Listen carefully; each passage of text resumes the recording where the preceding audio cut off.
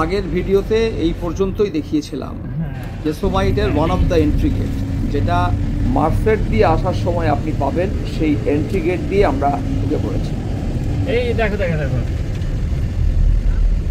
আমরা পাথরের ভিতরে look at that. We're going through the rock. They cut the rock to make this road.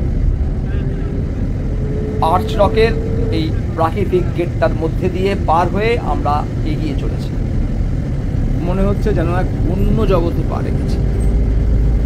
ঘড়িতে এখন সময় বিকেল 3:30। হ্যাঁ, বিকেল 3:30 নাগাদ আমরা ইয়োসেমাইট ন্যাশনাল পার্কে প্রবেশ করলাম। রাজস্থান মানে আমার দেখা সব থেকে ভালো ন্যাশনাল পার্ক, আর বোধহয় ওটা পৃথিবীতে সব থেকে ভালো। ওটা হলো কানাডার বানফ ন্যাশনাল বানফ। একদম একদম একদম অসাধারণ। এটা অ্যালবার্টায় আছে, ব্রিটিশ কলম্বিয়া অ্যালবার্টা দুটো মিলিয়ে আছে। প্রকৃতির বিস্ময়কর রূপে মুগ্ধ হতে হতে আমরা এগিয়ে চলেছি। যেহেতু এখানে সূর্যাস্তের টাইমিং 8:30 নাগাদ, তাই মোটামুটি আমাদের কাছে 5 থেকে 5.5 ঘন্টা রয়েছে জেসোমাইট ন্যাশনাল পার্কের মূল দ্রষ্টব্যগুলো ঘুরে দেখার জন্য। নীল আকাশ, রৌদ্রোজ্জ্বল পরিবেশ আর সবুজের সমারোহ তিনে মিলে তৈরি করেছে এক অনুপম শোভা। রাস্তার দুই ধারে দাঁড়িয়ে থাকা এই লম্বা লম্বা রেডউড গাছগুলো যেন আমাদের জন্যই অপেক্ষায় রয়েছে বহু কাল ধরে। প্রসঙ্গত, প্রকৃতি বিজ্ঞানী জন মুইয়ের লেখনী ও প্রচেষ্টায় প্রভাবিত হয়ে মার্কিন সরকার, মানে তখনকার মার্কিন সরকার, যার প্রেসিডেন্ট ছিলেন আব্রাহাম লিঙ্কন, তিনি প্রথমবারের মতো প্রকৃতি সংরক্ষণের জন্য কোনো ল্যান্ডকে সংরক্ষিত এলাকা বলে ঘোষণা করেন এবং এই জেসোমাইট, যেটাতে আজকে আমরা ঢুকেছি, সেটা 1890 খ্রিস্টাব্দে অফিসিয়ালি ন্যাশনাল পার্কের মর্যাদা পায়। ইয়েলোস্টোন ন্যাশনাল পার্কের পরেই এই Yosemite national park is the most visited national park of USA. ইয়োসেমিটিতে সারা বছরই ভিড় থাকে, মানে একদম যখন উইন্টার, ইয়োসেমিটি ভ্যালি ফ্রেস্কো স্ট্রেট। তো যখন উইন্টার তখনও প্রচুর ভিড় থাকে, মানে ডিসেম্বরে আমি এসেছিলাম, তখনও অনেক ভিড় ছিল। যদিও তখন অনেক রাস্তা বন্ধ হয়ে যায় তখন ওই বরফের জন্য, কিন্তু তাতেও ভিড়। তখন তো এগুলো সব বরফে ঢাকা থাকে। শীতকালেরও একটা সৌন্দর্য আছে, ওই বরফ আর পাথর, বরফ আর পাথর মিলেমিশে। হ্যাঁ, সে তো ঠিকই। প্রত্যেকটা সিজনে এর বিউটি এক এক রকম, আর তার জন্যই তো প্রায় 30 লক্ষ পর্যটক অ্যাভারেজ এই পার্কে প্রত্যেক বছর আসে।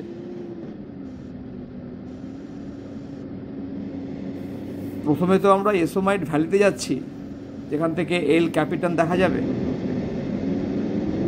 আমরা ভ্যালিতে খুব কাছে চলে এসেছি। ভ্যালিটা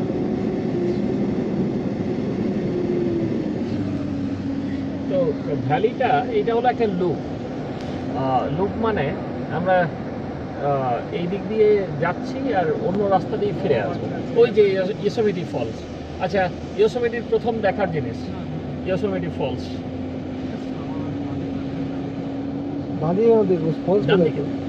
ডান দিকে, ও মা দিকে, দ্যাট ইজ এল ক্যাপিটাল।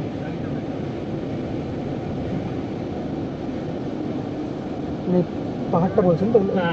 এইটা অনেকে সোলো ক্লাইম্ব করে। একটা সিনেমা বানিয়েছিল সোলো বলে। হ্যাঁ হ্যাঁ, এখন আমরা ওই ভ্যালিতে গিয়ে ওখান থেকে সবকিছু ভালো করে দেখা যায়, তো চিন্তা নেই। বিস্ময়কর সৌন্দর্য, এই উঁচু উঁচু গাছের সারির মাঝখান দিয়ে গাড়ি করে যাওয়ার যে অনুভূতি, তা নিজে অনুভব না করলে, নিজে এখানে না এলে কোনোদিনও কেউ বুঝতে পারবে না। আমার এই ভিডিও দেখে আপনারা অনুপ্রাণিত হন এবং আসুন এখানে ঘুরতে, এটাই আমার প্রথম এবং শেষ চাওয়া। Turn left after 2 miles onto California 140. একটু ডান দিকে দাঁড়াও, এই ফলসটার ছবি একটু ভিডিও করে নিই। একটু হালকা করে দাঁড়াও, এই গাড়ি থেকেই একটু ছবি একটু ভিডিও তুলে নিই। কেউ কিন্তু নিচে নেমো না, তাহলে দেরি হয়ে যাবে।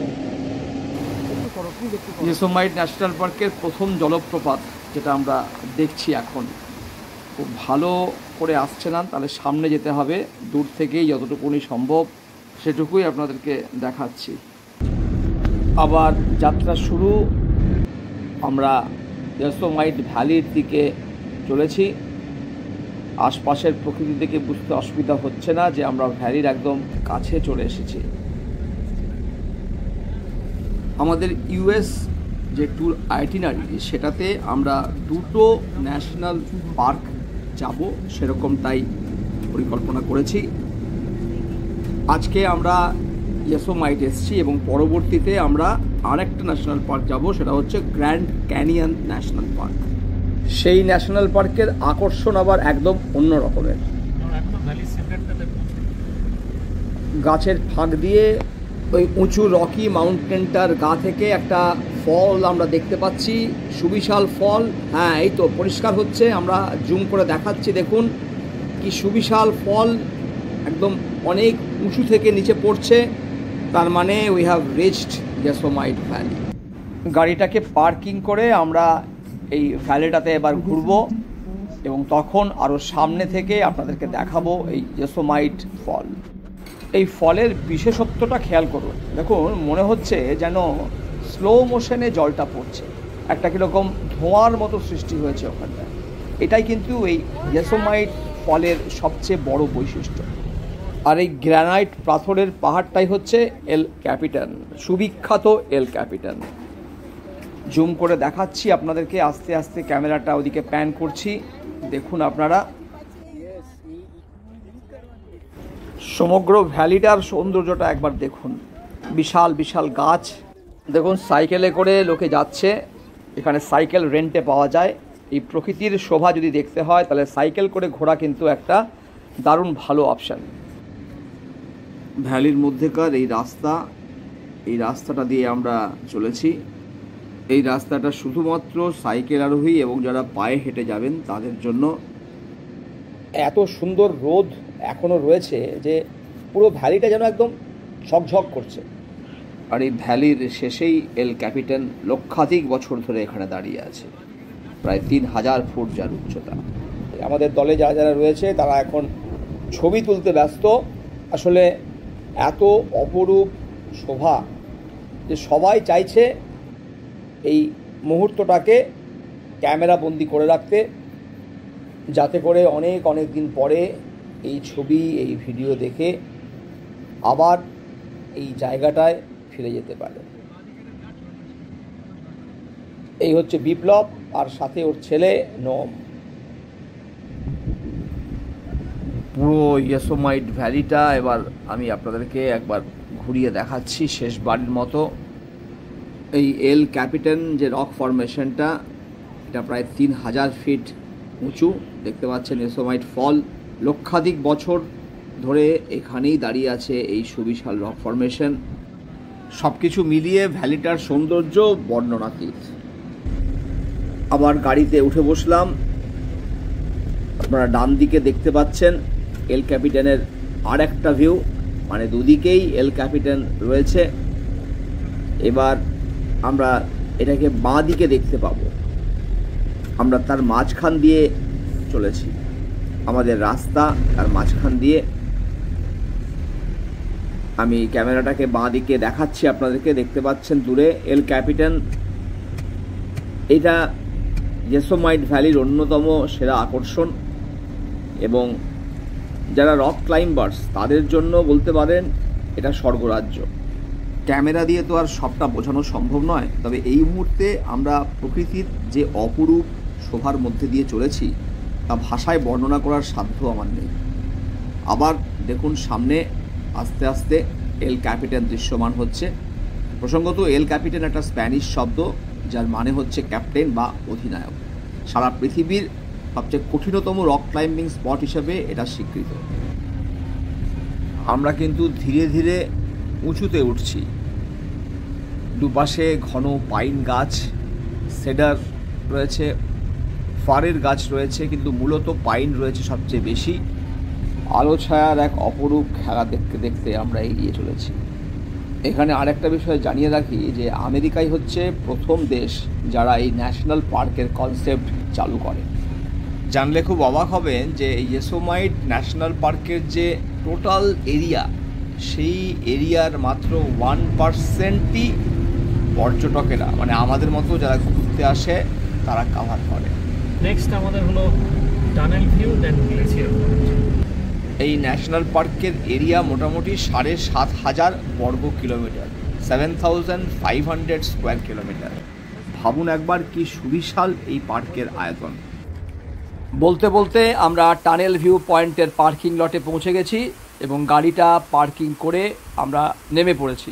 আমি এই চতুর্দিকটা আপনাদেরকে ঘুরিয়ে দেখাচ্ছি এক্স্যাক্টলি কি দেখতে পাবেন আপনারা এখানে এলে। আপনারা দূরে দেখতে পাচ্ছেন এটা হচ্ছে হাফ ডোম, একদম মাঝখানে মাথা উঁচু করে রয়েছে। ডান দিকে যে ওয়াটারফলটা দেখছেন সেটা হচ্ছে ব্রাইডাল ভেল ওয়াটারফল। এখানে হাইক করার রাস্তা আছে। এখান থেকে নানা হাইকিং ট্রেল হয়, হাইকার্সদের দারুণ পছন্দের জায়গা এটা। এই জলপ্রপাতটির নাম ব্রাইডাল ভেল হওয়ার কারণ, ভেল শব্দের অর্থ ঘোমটা, নববিবাহিত বধূর ঘোমটার মতন।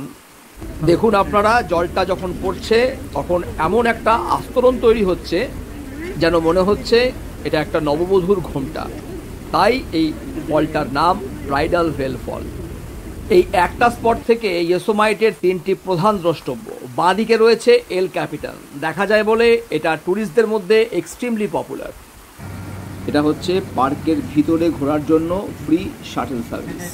যারা গাড়ি নিয়ে আসবেন না তারা এই সার্ভিস ব্যবহার করে পার্কের ভিতরে বিভিন্ন যে পয়েন্টগুলো আছে সেগুলোতে যেতে পারেন।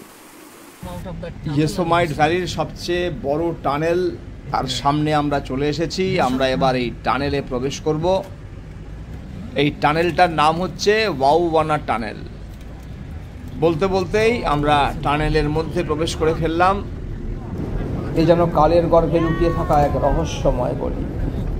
কয়েক কোটি বছর আগের তৈরি পাথর কেটে টানেল, আর তার মধ্যে দিয়েই চলেছি আমরা।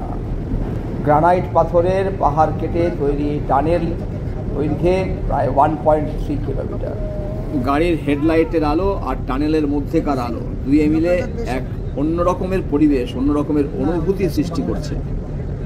বিজ্ঞান এবং প্রযুক্তিকে ব্যবহার করে মানুষের এই অত্যাশ্চর্য সৃষ্টি, এবং সেটাও আজ থেকে প্রায় 100 বছর আগে 1933 সালে। সত্যি অকল্পনীয় একটা ব্যাপার। এরকম পাথর কেটে বানানো টানেলের মধ্যে দিয়ে আমরা হয়তো আগে অনেকেই গেছি, কিন্তু এই টানেলটা একদম ভিন্ন, কারণ এটা একটা ন্যাশনাল পার্কের মধ্যে তৈরি করা হয়েছে।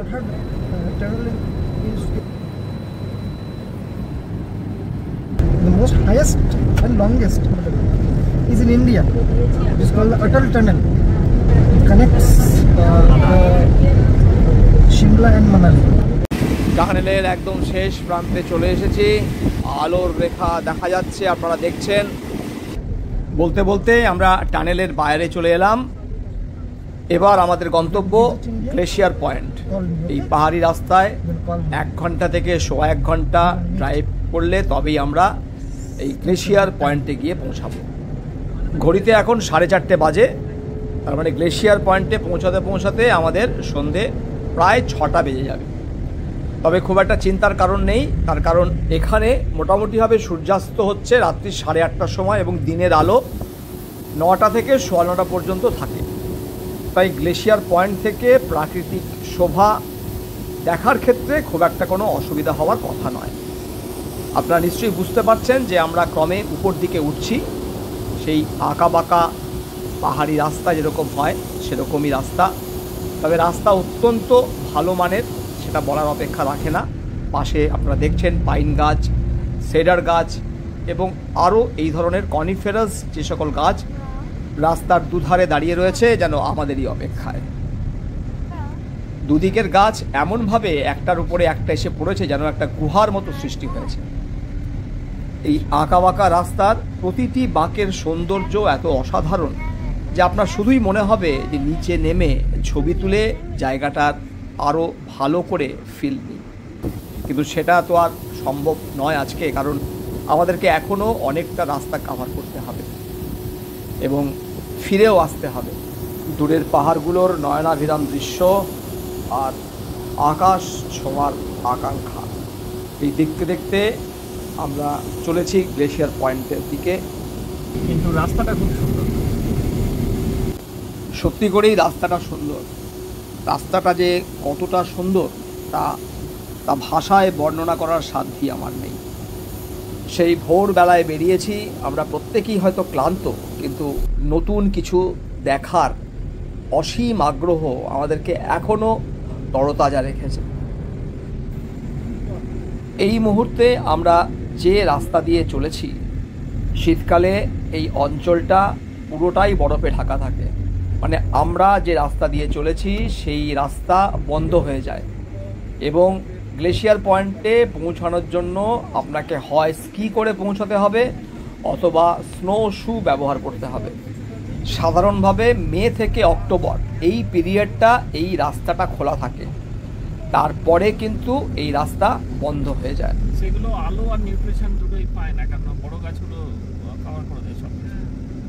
আর আরেকটা জিনিস হলো যে যেগুলো অ্যানিম্যাল আছে ওদের জন্য অ্যাকচুয়ালি বড় গাছগুলো খুব খারাপ, কারণ ওরা তো গাছের পাতা খায়, আর গাছগুলো বড় গাছগুলো অনেক উপরে, তো ওদের গাছের পাতাগুলো ওরা ইয়ে করতে পারে না, তো ওদের খাবারের জন্য প্রবলেম হয়ে যায়। ছোটো গাছগুলো মরে যাচ্ছে আর বড় গাছগুলো অনেক উঁচু হয়ে গেছে। তো তাই জন্য যখন আগুন লাগে তখন নতুন লাইফ তৈরি হয়। ওই গাছগুলো জেনারেলি মরে না মানে আগুন লাগলেও, কিন্তু আবার অনেক বছর সময় নেয়, মানে আবার কতটা লম্বা হবে। তার মধ্যে যে ছোট মিডিয়াম যে গাছগুলো আছে সেগুলো শুরু হয়। তখন আমরা একদম নিচে ছিলাম, এবার আমরা একদম উপরে যাবো। আমার মতো আপনারাও নিশ্চয়ই হঠাৎ করে ভেজিটেশনের যে বদল সেটা লক্ষ্য করছেন।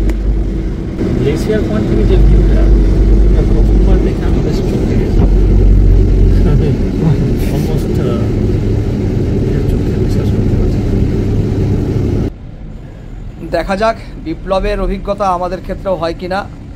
আপনারা শুনলেন বিপ্লবের কথায়, ও যখন প্রথমবার গ্লেশিয়ার পয়েন্টে গেছিল তখন he was completely bowled by the beauty of the place. প্রাকৃতিক শোভা এই গ্লেশিয়ার পয়েন্টে দাঁড়িয়ে সে যা দেখেছিল, মানে বিপ্লব যা দেখেছিল, তাতেও একদম স্টান্ড হয়ে গেছিল, মানে এত সুন্দর লেগেছিল ওর।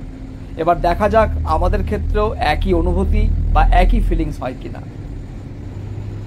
রাস্তার অপরূপ শোভা দেখতে দেখতে আমাদের গাড়ি এগিয়ে চলেছে গ্লেশিয়ার পয়েন্টের দিকে। সত্যি কথা বলতে রাস্তাটাই এতটা সুন্দর যে কারো চোখ জুড়িয়ে যাবেই যাবে। গ্লেশিয়ার পয়েন্ট নিয়ে আমাদের প্রত্যাশার পারদ কিন্তু ইতিমধ্যেই চড়তে শুরু করেছে। রাস্তায় যদি এত সুন্দর হয় তাহলে গন্তব্য যে আরও সুন্দর হবে সে কথা বলাই বাহুল্য। ইত্যবসরে এই গ্লেশিয়ার পয়েন্ট নিয়ে কয়েকটা তথ্য আপনাদেরকে দিয়ে রাখি। সি লেভেল থেকে এটা প্রায় ৭,২১৪ ফুট উঁচুতে, মানে ২,১৯৮ মিটার উঁচুতে অবস্থিত। আর ইয়োসেমাইট ভ্যালি থেকে এটা প্রায় ৩,২০০ ফুট উপরে, মানে ইয়োসেমাইট ভ্যালি থেকে আমরা এই ৩,২০০ ফুটের মতো উচ্চতা কাভার করে এই গ্লেশিয়ার পয়েন্টে পৌঁছাবো। আপনারা নিশ্চয়ই বুঝতে পারছেন যে আমরা এখন প্রায় গাছগুলোর উপরে চলে এসেছি। খানিকক্ষণ আগেও যে গাছগুলোর উপরটা দেখা যাচ্ছিল না সেগুলো এখন প্রায় আমাদের লেভেলে চলে এসেছে। তার মানে আমরা যে অনেকটা উপরে ইতিমধ্যেই উঠে এসেছি সেটা নিশ্চয়ই আপনারাও বুঝতে পারছেন। হ্যাঁ, ঠিক ধরেছেন, ওটাই হাফ ডোম, যেটাকে এখন দেখা যাচ্ছে মাথা উঁচু করে রয়েছে, সেটাই হাফ ডোম। অর্থাৎ আমরা গ্লেশিয়ার পয়েন্টের খুব কাছাকাছি চলে এসেছি, আর হয়তো কিছুক্ষণ সময় লাগবে আমাদের এই গ্লেশিয়ার পয়েন্টে পৌঁছাতে। এখানে বলে রাখা দরকার যে বিপ্লবের সহযোগিতা না পেলে, মানে বিপ্লব যদি এই এতটা রাস্তা, মানে প্রায় 400 কিলোমিটার 250 মাইল রাস্তা নিজে গাড়ি চালিয়ে না নিয়ে আসতো, তাহলে কিন্তু আমরা এই ইয়োসেমাইটের সৌন্দর্য দেখা থেকে বঞ্চিত হতাম। কোনোভাবেই আমরা এই ইয়োসেমাইটকে আমাদের ইউএস ট্রিপে রাখতে পারতাম না। গাড়িতে লাগানো রয়েছে যে জিপিএস কনসোল, সেটা কিন্তু বলছে আমরা গ্লেশিয়ার পয়েন্ট পৌঁছাচ্ছি, মানে পৌঁছে গেছি অলমোস্ট। এটাই সম্ভবত গ্লেশিয়ার পয়েন্টের পার্কিং লট। পার্কিং লটে গাড়ি রেখে আমরা ধীর পায়ে এগিয়ে চলেছি ভিউ পয়েন্টের দিকে। সবাই যেদিকে হাঁটছে আমরাও সেদিকেই হাঁটছি এবং খুব সম্ভবত গাছের ফাঁক দিয়ে আমরা হাফ ডোম দেখতে পাচ্ছি। এখন ঘড়িতে 6:15 বাজে। আমরা আমাদের প্রত্যাশা মতো যে সময়, সেই সময়েই গ্লেশিয়ার পয়েন্টে পৌঁছে গেছি। এই মুহূর্তে আমরা যে রাস্তাটা দিয়ে হাঁটছি সেটা অক্টোবর মাসের পর থেকে পুরো বরফে ঢেকে যায় এবং এখানে আসাটা অলমোস্ট অসম্ভব হয়ে পড়ে, মানে ইনঅ্যাক্সেসেবল হয়ে যায় এই সমগ্র অঞ্চলটা। প্রসঙ্গত গ্লেশিয়ার পয়েন্ট এই ইয়োসেমাইট ন্যাশনাল পার্কের সবচেয়ে highest accessible point by roadways. আমরা দেখতে পাচ্ছি সামনেই একটা বোর্ড এবং বোর্ডে এই অঞ্চলটার ম্যাপ, মানে এখান থেকে কী কী দেখা যাবে সেটা দেখানো রয়েছে। এটা ছাড়িয়ে আমরা রাস্তা ধরে আরও এগিয়ে চলেছি এবং এখান থেকে রাস্তাটা ডান দিক বাঁ দিক দুদিকে ভাগ হয়েছে। আপনি ডান দিকেরটাতেও যেতে পারেন, বাঁ দিকেরটাতেও যেতে পারেন। আমরা বাঁ দিকের রাস্তা দিয়ে আরও এগিয়ে চলেছি। বুঝতে পারছি এটা একটা ক্লিফের এন্ড পয়েন্ট, সেখান থেকেই আমরা পুরো ইয়োসেমাইট ন্যাশনাল পার্কটার ভিউ পাব। সামনে দাঁড়িয়ে রয়েছে সদা জাগ্রত হাফ ডোম, আপনারা নিশ্চয়ই দেখতে পাচ্ছেন। নিচেও একটা লেয়ার রয়েছে, সেখান থেকেও আপনারা দাঁড়িয়ে দেখতে পারেন। কি অসাধারণ সৌন্দর্য, শুধু একবার তাকিয়ে দেখুন। ভাষায় বর্ণনা করা সম্ভব নয়, কারণ ক্যামেরার লেন্সে শুধুমাত্র আপনি 2D ইমেজ দেখছেন, আর আমরা এখানে দাঁড়িয়ে দেখছি সেটা হচ্ছে 3D ইমেজ। 3D ইমেজ মানে আপনি এর গভীরতাগুলোকেও ছুঁতে পারছেন, কিন্তু ক্যামেরার লেন্সের মধ্যে দিয়ে দেখলে সেই গভীরতা ছোঁয়ার প্রশ্ন নেই। এটা দিয়ে উপরে উঠে যাওয়া যায়, উপরে উঠে গিয়ে ওই পয়েন্ট থেকে দেখলে আরও বেশি ভালো দেখা যাবে। আমি পুরো জায়গাটাকে আপনাদেরকে ঘুরিয়ে ঘুরিয়ে দেখানোর চেষ্টা করছি, তাতে করে পুরো জায়গাটার আপনারা একটা সুন্দর ভিউ পান। এই রাস্তাটা ধরে আমরা আরও খানিকটা এগিয়ে যাচ্ছি। এখানে দাঁড়িয়ে আপনি যদি পুরো জায়গাটার দিকে একবার তাকান, আপনার মনে হবে এটা যেন প্রকৃতির একটা উন্মুক্ত ক্যানভাসের সামনে আপনি দাঁড়িয়ে আছেন। সামনে মাথা তুলে দাঁড়িয়ে আছে হাফ ডোম, আর তার গায়ে রোদের শেষ ছোঁয়া। সবুজ বিস্তীর্ণ বনাঞ্চল, পাথুরে পাহাড় আর বিশাল নীলাকাশ, আর ওই পাহাড়ের উপরে কোথাও কোথাও বরফ জমে রয়েছে। আপনারা নিশ্চয়ই বুঝতে পারছেন। সব কিছু মিলিয়ে এ যেন এক জীবন্ত ছবি, শুধু দেখা নয়, এই দৃশ্য যেন অনুভব করার। গ্লেশিয়ার পয়েন্ট থেকে দেখা প্রকৃতি সত্যি এক নিঃশব্দ বিস্ময়।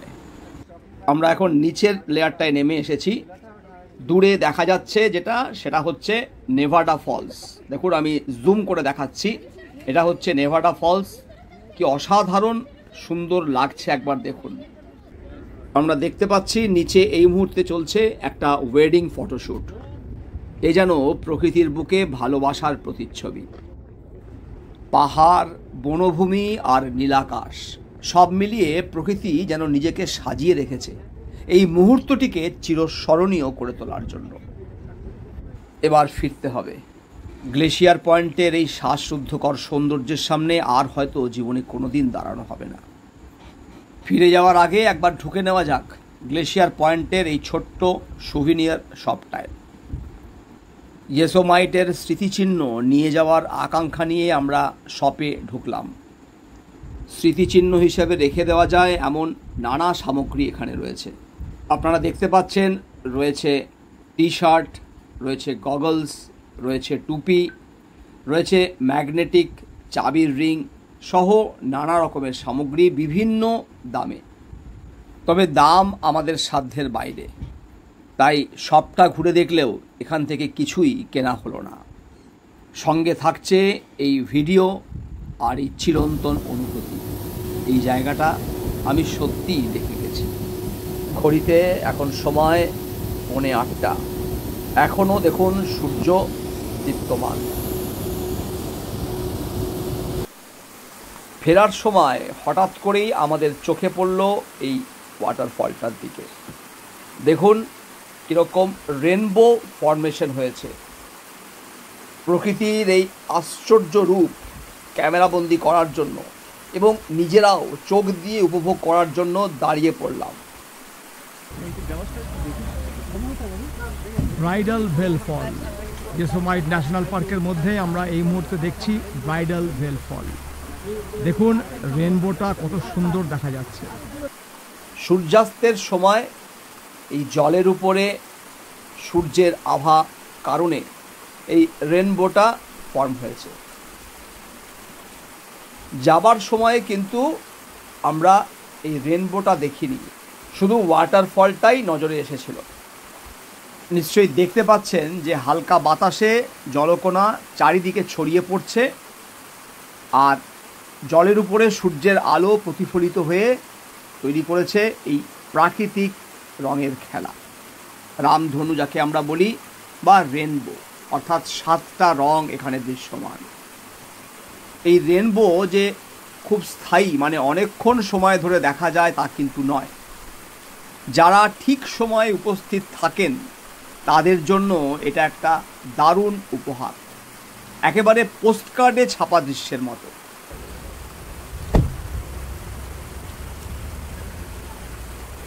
মনে হচ্ছে বারবার দেখি, কিছুতেই স্বাদ নিচ্ছে না, বারবার ঘুরে ঘুরে এসে এটাকে দেখতে ইচ্ছা করছে, এক কথায় অনবদ্য।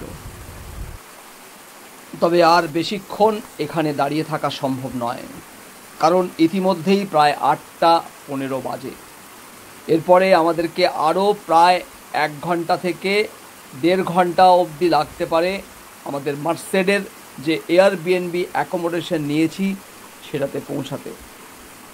তাই ইয়োসেমাইটকে বিদায় জানিয়ে, হয়তো চিরবিদায় জানিয়ে, ব্রাইডাল ভেল ফলের এই জলপ্রপাতকে সাক্ষী রেখে, এই ইন্দ্রধনুকে সাক্ষী রেখে এবার ফেরার পালা। ভারাক্রান্ত মনে আমরা গাড়িতে উঠে বসলাম। এখনও দিনের আলো রয়েছে। আমরা আজ রাতে মার্সেডের যে এয়ারবিএনবি নিয়েছি সেখানে বিশ্রাম করব। আগামীকাল সকাল সকাল আমরা বেরিয়ে পড়ব এবং সান ফ্রান্সিসকো ফিরে যাব। সান ফ্রান্সিসকোতে আমরা গুগলের অফিস, ফেসবুকের অফিস, এই জায়গাগুলো ঘুরে দেখব এবং তারপরে বিকাল 4:30টার সময় আমাদের ফ্লাইট আছে ফর লাস ভেগাস। কেমন লাগছে আমার ক্যামেরার লেন্স দিয়ে আমেরিকা ঘুরে দেখতে তা অবশ্যই জানান কমেন্ট বক্সে। এর পরের ভিডিওতে থাকবে সিলিকন ভ্যালির হৃদয়, গুগলের অফিস, ফেসবুকের ক্যাম্পাস ঘুরে দেখার অভিজ্ঞতা। আজ এ পর্যন্ত। ভালো থাকুন, সুস্থ থাকুন এবং ব্যাকপ্যাকার্স নোটবুকের সাথে থাকুন। নমস্কার।